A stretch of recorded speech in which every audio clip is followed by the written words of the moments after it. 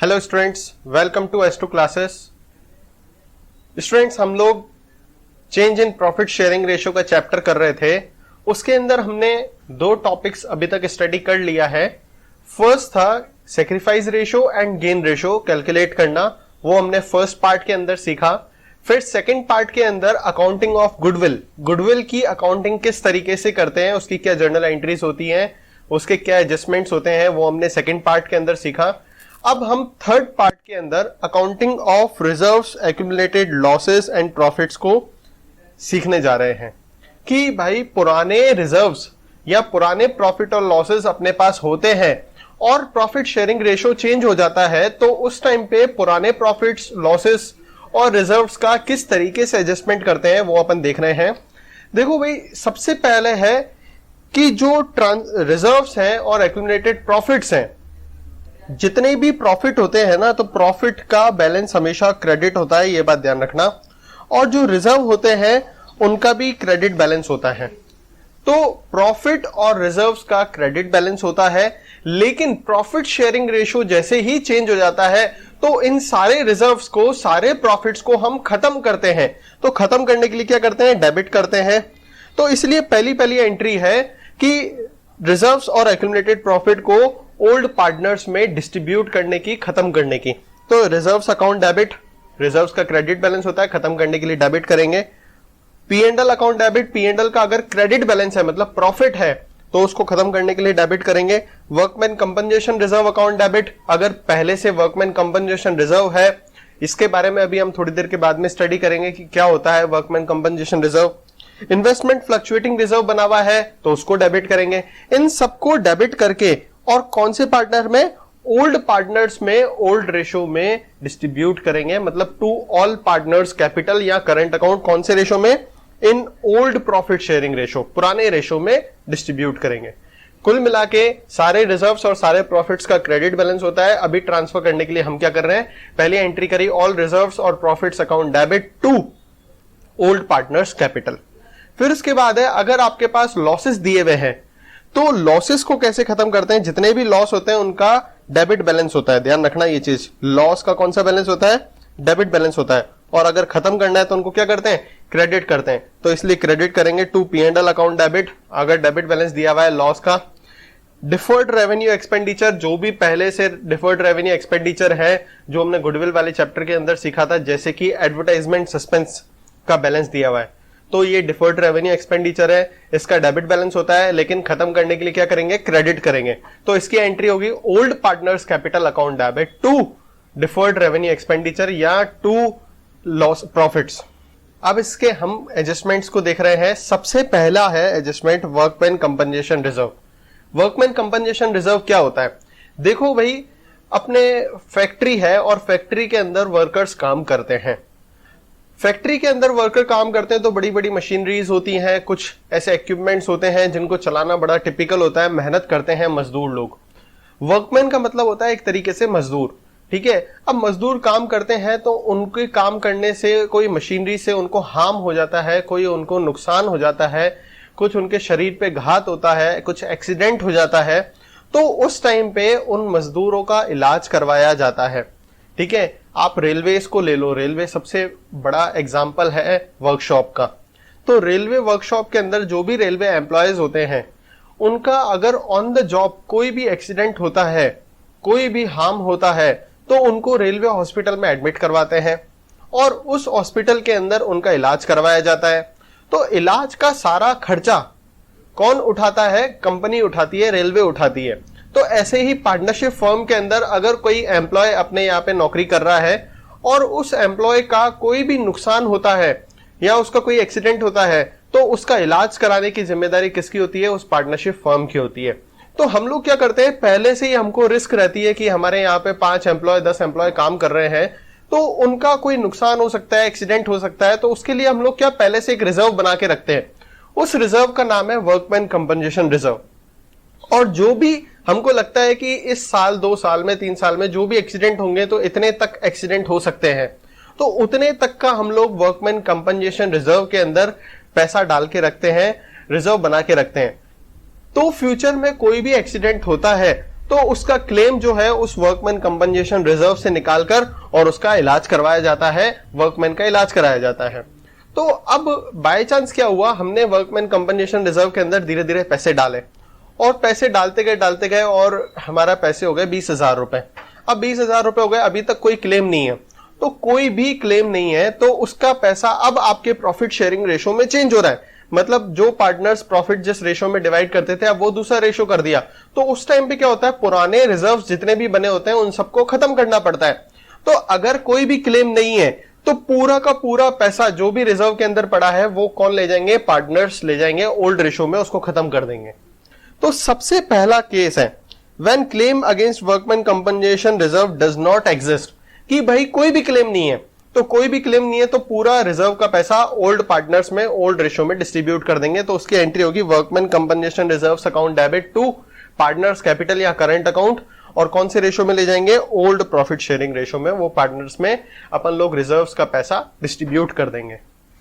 लेकिन अगर कोई क्लेम होता है, when claim for workman compensation exist, अगर कोई क्लेम होता है तो उसमें कुछ कंडीशंस आ जाती है, उसमें कुछ प्रोसेस चेंज हो जाता है। तो क्या चेंज होता है कि इसमें अलग अलग कंडीशन आती है। सबसे पहली कंडीशन क्या है, workman compensation claim is equals to the amount of workman compensation reserve, कि भाई अब रिजर्व, सपोज हमने रिजर्व बना के रखा है 5 लाख रुपए का, यहां पे लिख देते हैं हमने रिजर्व बना के रखा है 50,000 का, मान लेते हैं 50,000 का रिजर्व बना के रखा है, और क्लेम भी 50,000 का हो गया, ठीक है। तो when workman compensation claim is equals to workman compensation reserve, कि जितना हमने रिजर्व बना के रखा है उतना ही हमारा किसी वर्कमैन का इलाज कराने में खर्च हो गया, उसका क्लेम ले लिया किसी बंदे ने, तो पूरा का पूरा पैसा रिजर्व से उठ के किस में चला जाता है, क्लेम में चला जाता है। पार्टनर्स को कुछ नहीं मिलता, पार्टनर्स को तब मिलेगा जब रिजर्व के अंदर कुछ पैसा बचा हुआ होगा, ठीक है। अब 50,000 का रिजर्व बना हुआ और 50,000 का ही क्लेम हो गया, तो पार्टनर्स को कुछ भी नहीं मिलेगा, सारा पैसा रिजर्व से उठ के क्लेम में चला जाएगा। तो उसकी एंट्री होगी workman compensation reserve account debit. क्यों डेबिट कर रहे हैं, क्योंकि रिजर्व का क्रेडिट बैलेंस होता है, अब उसको खत्म करेंगे तो उसको डेबिट करेंगे। तो workman compensation reserve account debit to workman compensation claim, ठीक है। ये तो था केस 1, जितने का रिजर्व बना हुआ है उतना ही अगर क्लेम हो जाए तो केस 1 है। सेकंड केस है workman compensation claim is less than the amount of workman compensation reserve. Suppose reserve बना हुआ है हमारा 50,000 का और क्लेम हो रहा है 20,000 रुपए, तो क्लेम कम हो रहा है और रिजर्व ज्यादा बना हुआ है, मतलब हमारे पास फंड तो बहुत पड़ा है, फंड तो 50,000 का पड़ा है, लेकिन एक्सीडेंट पे खर्च कितने हो रहे हैं, सिर्फ 20,000 रुपए हो रहे हैं, तो बाकी 30,000 रुपए हमारे पास बच जाएंगे। तो वो 30,000 रुपए क्या है, ओल्ड पार्टनर्स ओल्ड रेशो में डिस्ट्रीब्यूट कर लेंगे। देखो रिजर्व तो हमको खत्म करना ही करना है, कोई भी चीज हो, कुछ भी कंडीशन हो, जितने का रिजर्व है पूरा खत्म करना है। अब वो रिजर्व का पैसा क्लेम में जाता है या रिजर्व का पैसा पार्टनर्स के पास जाता है, वो अलग बात है, वो बाद में सोचने की बात है। तो पहले रिजर्व को खत्म करेंगे, तो workman compensation reserve account debit 50,000 का रिजर्व है, ठीक है, वो पूरा खत्म करेंगे। अब क्लेम में कितना जा रहा है, 20,000 रुपए तो क्लेम में जा रहा है, तो वर्कमैन कंपनसेशन क्लेम में चला गया। तो बाकी 30,000 रुपीज क्या है, वो पार्टनर्स में ओल्ड रेशो में डिस्ट्रीब्यूट हो जाएंगे। तो टू पार्टनर्स कैपिटल और करंट अकाउंट ओल्ड रेशो में पार्टनर्स के बीच में डिस्ट्रीब्यूट हो जाएंगे, ठीक है। तो अभी हमने 2 केसेस पढ़े अगर क्लेम होता है तो। पहला तो कंडीशन था कि कोई भी क्लेम नहीं होता, when claim does not exist. दूसरा केस था कि क्लेम होता है तो कितना होता है, जितना रिजर्व बना हुआ है उस लेवल तक का क्लेम हो रहा है, पूरा बराबर क्लेम हो रहा है, तो पहला केस है। रिजर्व जितना बना हुआ है उससे कम क्लेम हो रहा है, तो दूसरा केस है। अब तीसरा केस है जितना रिजर्व बना हुआ है उससे ज्यादा क्लेम हो रहा है, ठीक है, जितना रिजर्व बना हुआ है उससे ज्यादा क्लेम हो रहा है, मतलब हमने रिजर्व बना के रखा है 50,000 रुपए का और क्लेम हो रहा है 80,000 रुपए का, ठीक है। तो आप क्या करोगे, पूरा का पूरा 50,000 रुपए का तो रिजर्व बना हुआ है, तो पूरा पैसा रिजर्व से तो निकालोगे, मतलब 50,000 रुपए तो पूरे रिजर्व से निकाल लिए, क्लेम हुआ 80,000 रुपए का, तो बाकी कितने कम पड़ गए, 30,000 रुपए कम पड़ गए। अब 30,000 रुपए का हमारे को लॉस हो गया। तो भाई साहब ध्यान रखना, जब भी प्रॉफिट शेयरिंग रेशो में चेंज होता है या पार्टनर एडमिट होता है या पार्टनर रिटायर होता है या पार्टनर की डेथ होती है, तो उस टाइम पे हम लोगों के पास एक अकाउंट होता है जिसका नाम है रिवॉल्यूशन अकाउंट। और उस रिवैल्यूएशन अकाउंट को हम लोग P&L अकाउंट की तरह ट्रीट करते हैं। जैसे सारे प्रॉफिट और लॉसेस को P&L अकाउंट से खत्म करते हैं या P&L अकाउंट से राइट ऑफ करते हैं या P&L अकाउंट से पैसे निकालते हैं, कोई रिजर्व बनाना होता है तो P&L अकाउंट से बनाते हैं, तो उसकी जगह एक नाम आ जाता है रिवैल्यूएशन अकाउंट।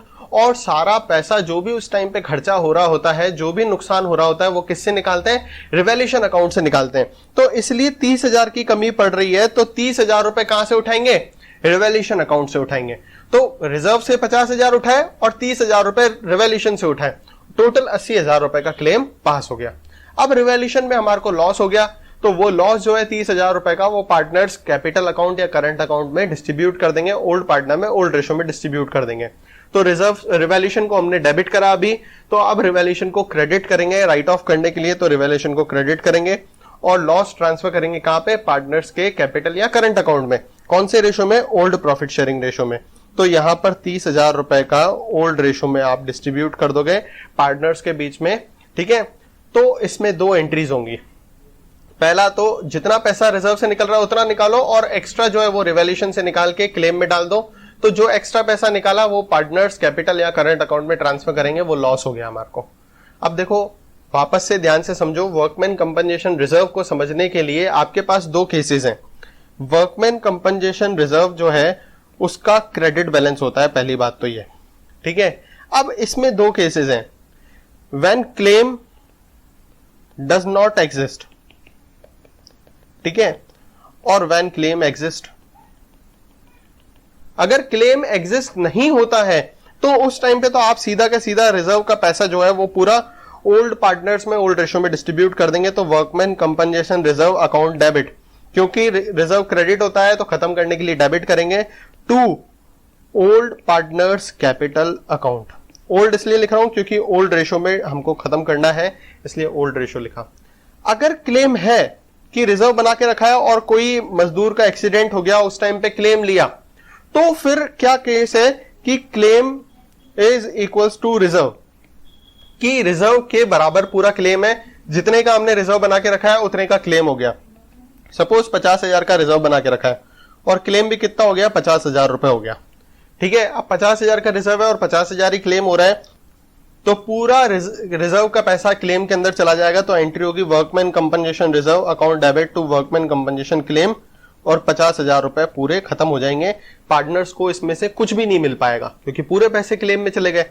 सेकंड केस है कि भाई क्लेम जो है वो कम है, मतलब 20,000 रुपए का क्लेम हुआ। अब रिजर्व कितना बना हुआ है? 50,000 का, और क्लेम कर रहे हैं सिर्फ 20,000 रुपए। तो क्या होगा?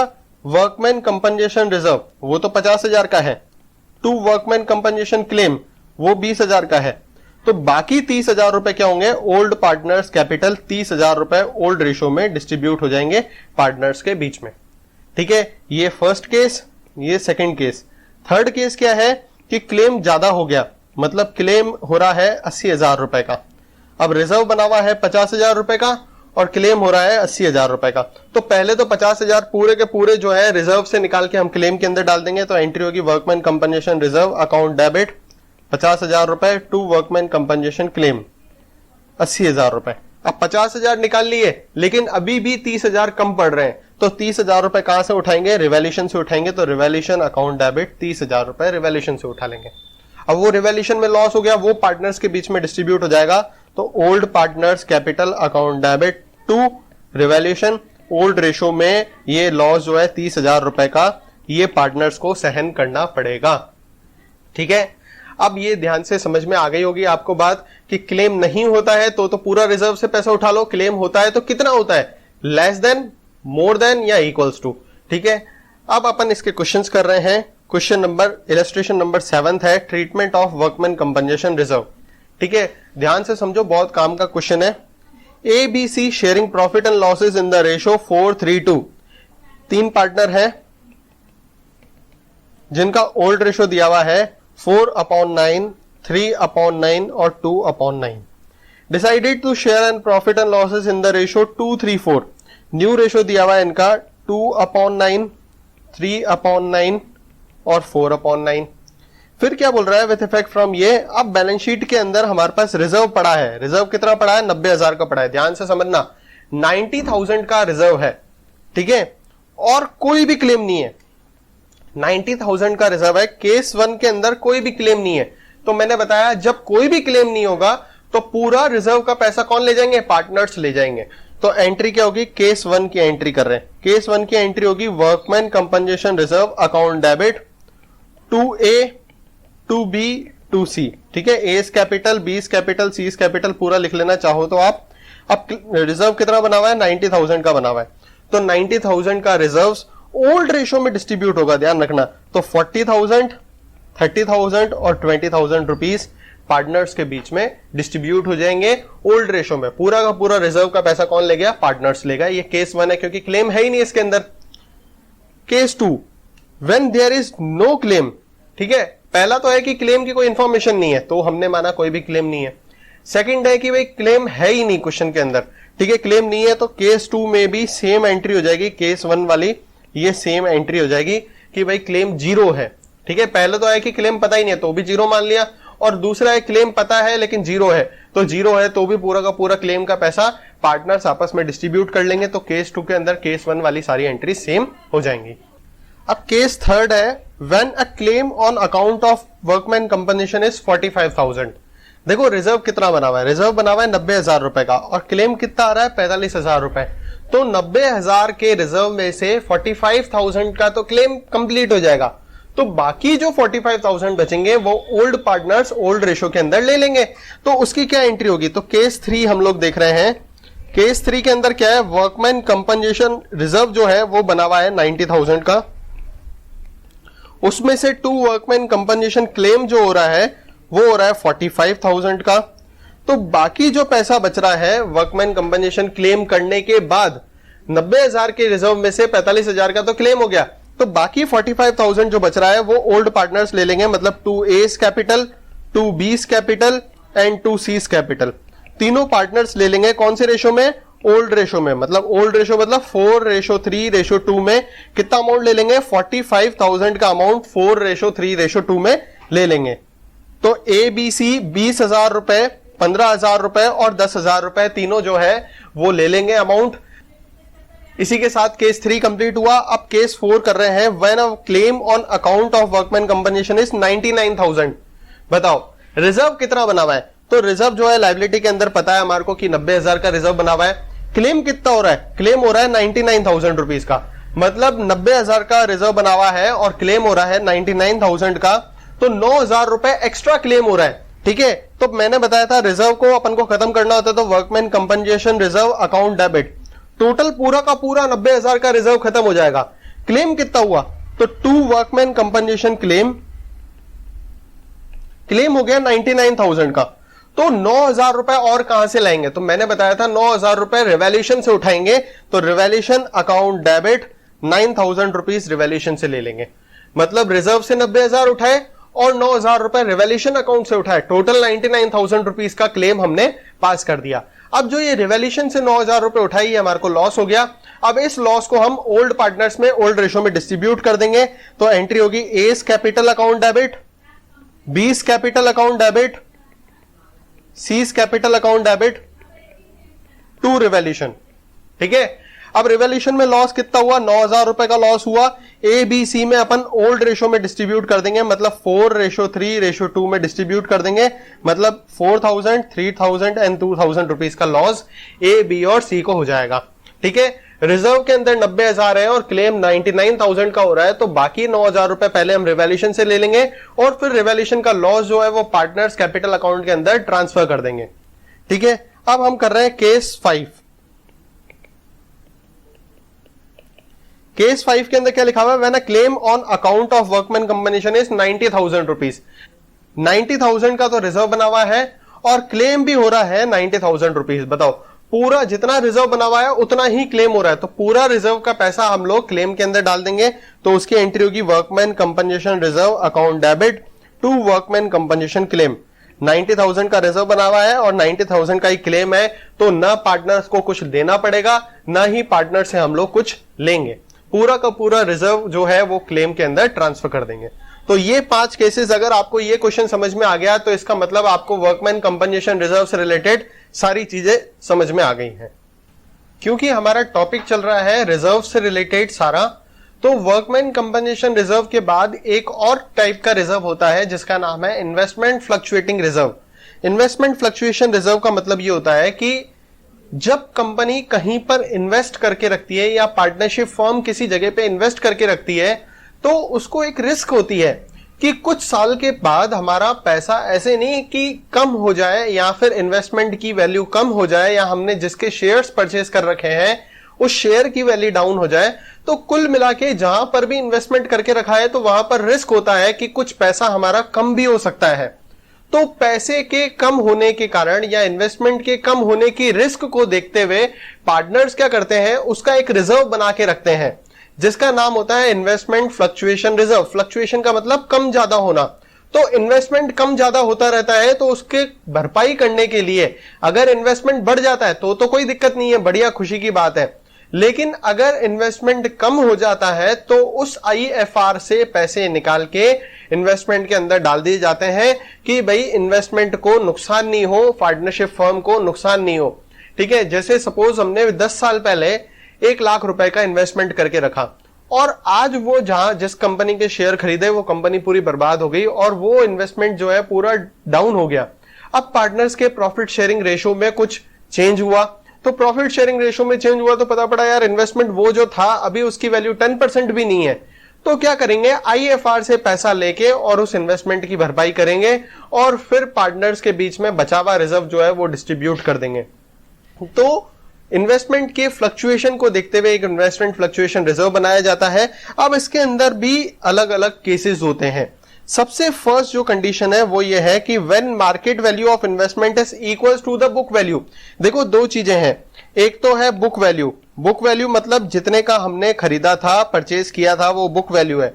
मार्केट वैल्यू मतलब जो अभी की वैल्यू है, प्रेजेंट प्राइस है।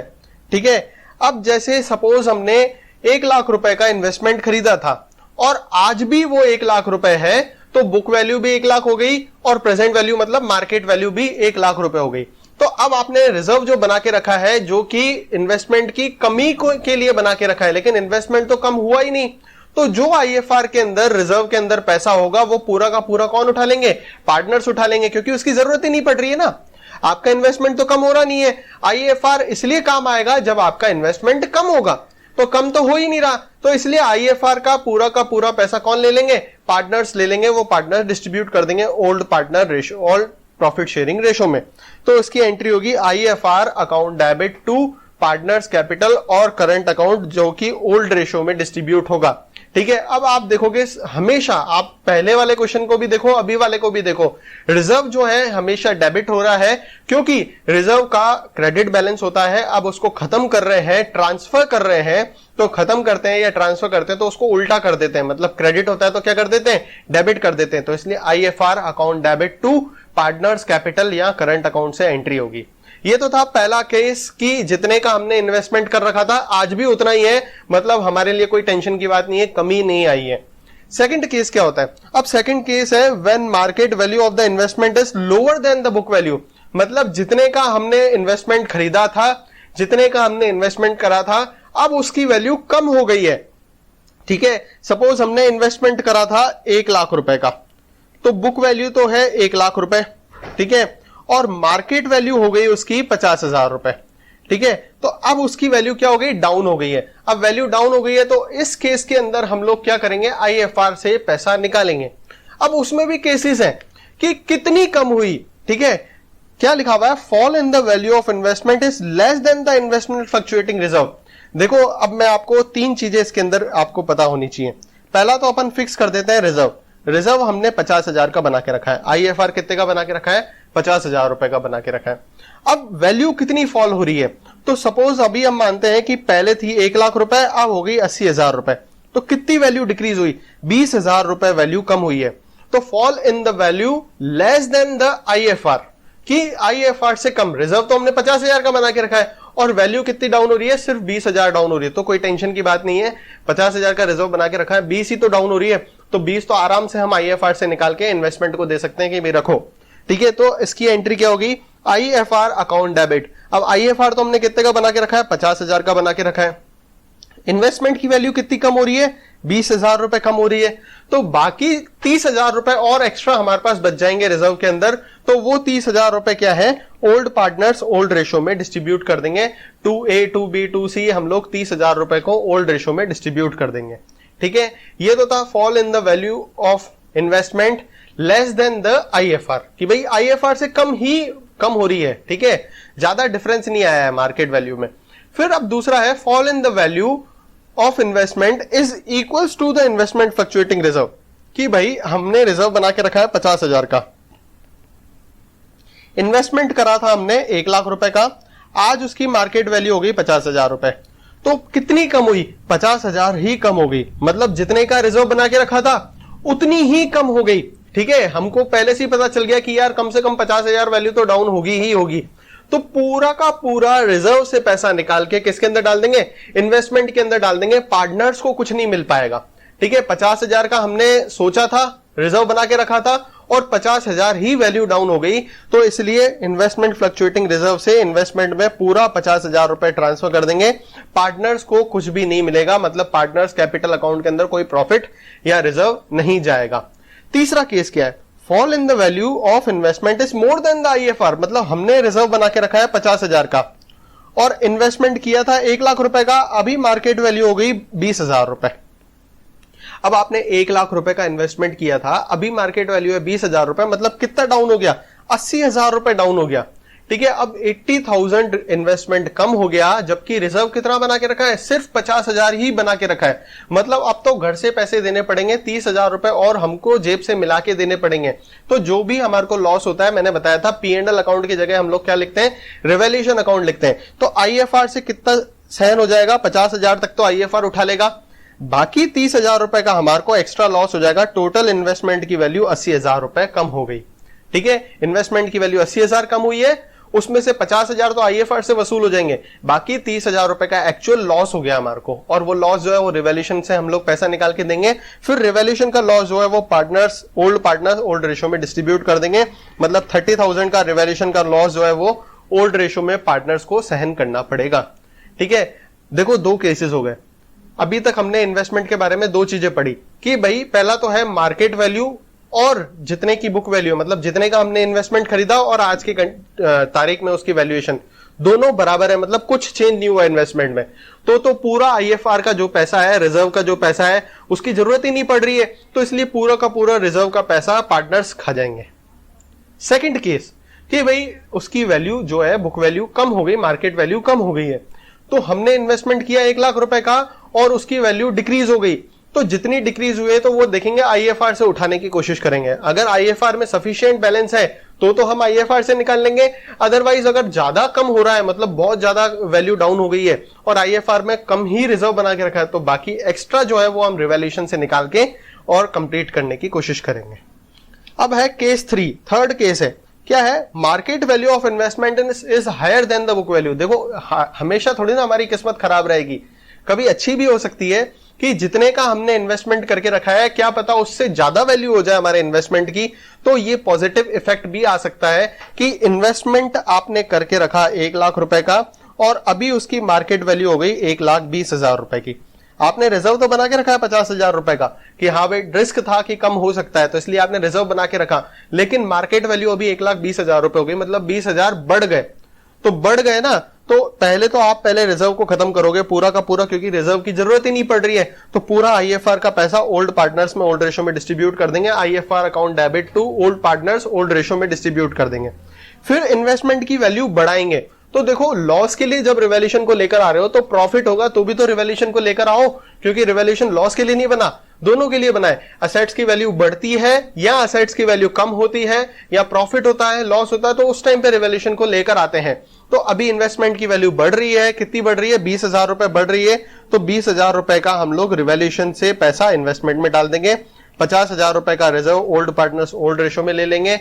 अब जो है रिवैल्यूएशन का प्रॉफिट हुआ तो वो प्रॉफिट जो है ट्रांसफर कर देंगे पार्टनर्स कैपिटल या करंट अकाउंट में। तो revaluation account debit to partners capital या करंट अकाउंट में ये प्रॉफिट जो है वो ट्रांसफर हो जाएगा कौन से रेशो में, ओल्ड रेशो में। ठीक है, टोटल 3 केसेस हो गए कि पहला तो इन्वेस्टमेंट की वैल्यू में कोई चेंज नहीं हुआ, मतलब जितने का इन्वेस्टमेंट करके रखा है उतना ही है, तो आईएफआर का पूरा पैसा पार्टनर ले लेंगे।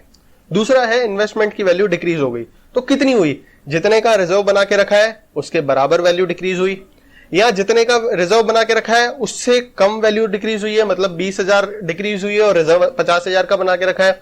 तीसरा केस है जितने का रिजर्व बना के रखा है उससे ज्यादा वैल्यू डिक्रीज हो जाए, मतलब 50,000 का रिजर्व बना के रखा और इन्वेस्टमेंट की वैल्यू 80,000 कम हो गई, तो वो तीसरा केस हो गया।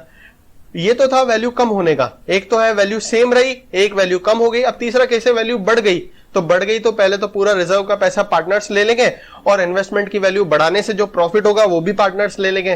तो इस तरीके से हम लोग तीनों केसेस को, तीनों कंडीशंस को निपटाएंगे। अब इन्वेस्टमेंट फ्लक्चुएशन रिजर्व से रिलेटेड एक क्वेश्चन है, उसको करते हैं, इससे आपका आईएफआर का पूरा टॉपिक क्लियर हो जाएगा। इलस्ट्रेशन नंबर 8 है, क्या लिखा हुआ है, ABC sharing profit and losses इन 432। यहां पे लिख देते हैं ए बी सी तीन पार्टनर हैं, इनका ओल्ड रेशो है 4/9, 3/9 और 2/9।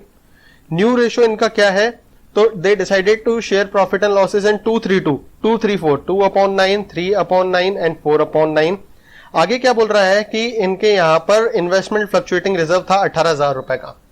अब बताओ, इन्वेस्टमेंट फ्लक्चुएटिंग रिजर्व 18,000 का है और इन्वेस्टमेंट 2 लाख रुपए का है, ठीक है, मतलब 2 लाख रुपए की बुक वैल्यू है। जब हमने खरीदा था, इन्वेस्टमेंट करवाया था, तब 2 लाख रुपए का करवाया था। अब केसेस हैं, सबसे पहला केस है कि when there is no other information, अगर कोई भी इंफॉर्मेशन नहीं है तो आप ये मानोगे कि जितने का हमने इन्वेस्टमेंट कराया था आज भी उसकी वैल्यू उतनी ही है, हम ये मान के चलेंगे। तो आईएफआर में जो 18,000 रुपए पड़े हैं वो पूरे के पूरे उठा के कौन ले जाएंगे, पार्टनर्स ले जाएंगे। तो आईएफआर का पैसा पार्टनर्स को दे देंगे। तो IFR account debit to A's capital, to B's capital and to C's capital. 18,000 rupees को हम लोग डिस्ट्रीब्यूट कर देंगे कौन से रेशो में, 4:3:2 में। तो 18,000 का आईएफआर जो है वो 8,000, 6,000 और 4,000 रुपीज जो है वो ए बी सी तीनों में डिस्ट्रीब्यूट हो जाएगा। ये तो था केस 1, ठीक है। अब केस 2 क्या लिखा हुआ है, when market value of investment is 2 lakh rupees.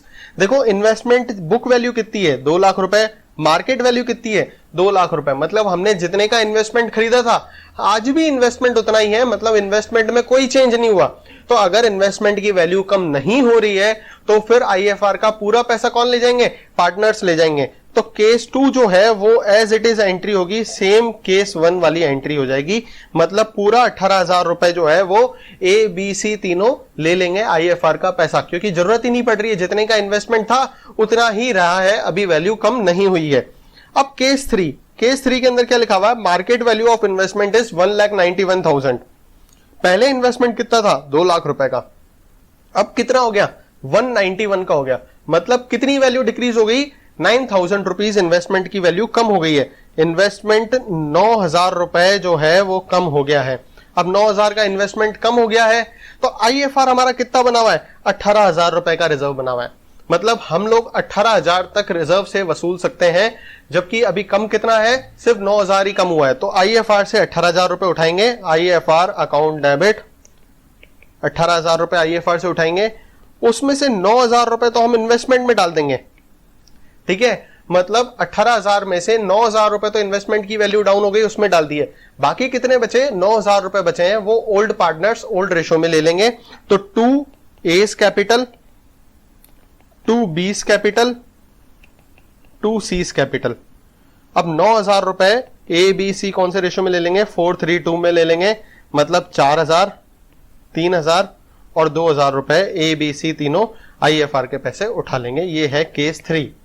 क्या बोला केस 3 में कि इन्वेस्टमेंट की वैल्यू 9,000 रुपए कम हो गई, तो हमने आईएफआर बना के क्यों रखा है, इसीलिए तो बना के रखा है कि अगर इन्वेस्टमेंट की वैल्यू कम हो तो हम आईएफआर से पैसा निकाल के उसकी वैल्यू को सेटल कर सके। तो आईएफआर 18,000 का बना हुआ है और इन्वेस्टमेंट की वैल्यू 9,000 कम हुई, तो 18,000 में से 9,000 रुपए तो हमने इन्वेस्टमेंट में डाल दिए, तो बाकी 9,000 रुपए अभी भी हमारे पास पड़े हैं, तो वो ओल्ड पार्टनर्स में ओल्ड रेशो में डिस्ट्रीब्यूट हो जाएंगे। अब केस 4 है, केस 4 क्या है, market value of the investment is 2,18,000 rupees. Investment था कितने का, 2 लाख रुपए का, अब कितने का हो गया, 2,18,000 रुपए का, मतलब इन्वेस्टमेंट बढ़ गया। इन्वेस्टमेंट की वैल्यू क्या हो गई, बढ़ गई है, कितनी बढ़ गई है, 18,000 रुपए बढ़ गई है। अब आईएफआर बनाते क्यों है, आईएफआर इसलिए बनाते हैं कि इन्वेस्टमेंट की वैल्यू कम हो तब उसको काम में लिया जा सके, लेकिन अभी उसको काम ले ही नहीं सकते क्योंकि इन्वेस्टमेंट की वैल्यू तो बढ़ रही है, फायदा हो रहा है, नुकसान के लिए आईएफआर होता है। तो आईएफआर का पूरा पैसा ओल्ड पार्टनर्स में ओल्ड रेशो में डिस्ट्रीब्यूट कर देंगे, मतलब 2A's capital, 2B's capital and 2C's capital, पूरा जो है जितने का इन्वेस्टमेंट रिजर्व बना के रखा है 18,000 का बना के रखा है, तो 18,000 रुपए पूरे के पूरे ए बी सी में डिस्ट्रीब्यूट हो जाएंगे, 8,000, 6,000 और 4,000 रुपए। 18,000 को कौन से रेशो में, 4:3:2 में, मतलब ओल्ड रेशो में हमने डिस्ट्रीब्यूट कर दिया।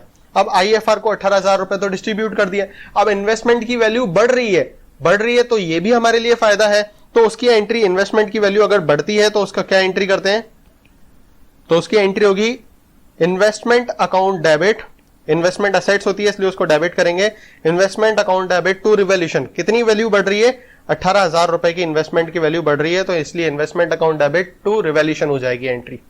अब रिवॉल्यूशन आ गया बीच में, अब रिवॉल्यूशन आ गया तो उसको भी खत्म करना पड़ता है, तो रिवॉल्यूशन का जो प्रॉफिट है वो ओल्ड पार्टनर्स में ओल्ड रेशो में डिस्ट्रीब्यूट कर देंगे, तो एंट्री हो जाएगी revaluation account debit to A, to B and to C. 18,000 रुपए का जो प्रॉफिट हुआ वो ए बी सी में डिस्ट्रीब्यूट कर देंगे, तो 18,000 का profit 8,000, 6,000 and 4,000 rupees A B C में रिवॉल्यूशन का प्रॉफिट डिस्ट्रीब्यूट हो जाएगा। मतलब केस 4 के अंदर 3 एंट्रीज होंगी, पहला तो रिजर्व को खत्म करने की, तो आईएफआर को पूरा खत्म करेंगे, ओल्ड पार्टनर्स में डिस्ट्रीब्यूट हो जाएगा। दूसरा इन्वेस्टमेंट की वैल्यू बढ़ाने की, तो इन्वेस्टमेंट की वैल्यू बढ़ा देंगे। तीसरा इन्वेस्टमेंट की वैल्यू बढ़ाने पे जो प्रॉफिट होगा वो भी ओल्ड पार्टनर्स में ओल्ड रेशो में डिस्ट्रीब्यूट कर देंगे। तो 3 एंट्रीज होंगी केस 4 के अंदर, क्योंकि इसके अंदर इन्वेस्टमेंट बढ़ रहा है, ठीक है, ध्यान रखना ये चीज। अब है केस 5, तो केस 5 में क्या लिखा हुआ है, when market value of the investment is 173। अब इसको यहां पे लिखते हैं कि हमारे पास इन्वेस्टमेंट था कितने का, इन्वेस्टमेंट था 2 लाख रुपए का, अभी मार्केट वैल्यू कितनी है, 1,73,000, मतलब कितना कम हो रहा है इन्वेस्टमेंट डिक्रीज हो रहा है, कितना, 27,000 रुपए का। अब 27,000 रुपए का डिक्रीज हो रहा है, जबकि आईएफआर हमने कितना बना के रखा है, सिर्फ 18,000 रुपए बना के रखा है। बताओ इन्वेस्टमेंट रिजर्व, फ्लक्चुएटिंग रिजर्व कितना है, 18,000 रुपए, और फ्लक्चुएशन हो कितना रहा है, 27,000 रुपए हो रहा है, मतलब एक्स्ट्रा वैल्यू डाउन हो गई। तो आईएफआर से तो आप कितना निकाल सकते हो, मैक्सिमम 18,000 रुपए निकाल सकते हो, तो investment fluctuation reserve account debit 18,000 रुपए टू इन्वेस्टमेंट। अब कितना वैल्यू डाउन हो रही है, 27,000 रुपए डाउन हो रही है, तो बाकी कितने चाहिए, 9,000 रुपए और चाहिए, तो 9,000 रुपए कहां से उठा के आ जाएंगे, रिवॉल्यूशन से उठाएंगे, भाई रिवॉल्यूशन 9,000 रुपए दे दो हमारे को ज्यादा नुकसान हो गया, तो रिवॉल्यूशन अकाउंट डेबिट 9,000 रुपए, हम लोगों को 9,000 रुपए की वैल्यू और ज्यादा एक्स्ट्रा डाउन हो गई, ठीक है। हमने सोचा था 18,000 तक डाउन हो सकता है, लेकिन इतनी किस्मत खराब थी कि 27,000 रुपए डाउन हो गए इन्वेस्टमेंट के, तो बाकी 9,000 रुपए जो है रिवॉल्यूशन से ले लेंगे। अब रिवॉल्यूशन का लॉस हो गया तो वो पार्टनर्स में डिस्ट्रीब्यूट हो जाएगा, तो A's capital account debit, B's capital account debit, C's capital account debit to revaluation. क्यों, क्योंकि रिवॉल्यूशन को पहली एंट्री में डेबिट किया तो अभी उसको ट्रांसफर करने के लिए क्रेडिट करोगे, ये बात ध्यान रखना। अमाउंट कितना आएगा, 9,000 रुपए, पुरानी एंट्री में 9,000 रुपए अमाउंट है तो इसलिए 9,000 रुपए आएगा। अब रिवॉल्यूशन जो है पहली एंट्री में डेबिट हो रहा था तो इसलिए इस एंट्री में अब क्रेडिट हो जाएगा क्योंकि ट्रांसफर कर रहे हैं उसको।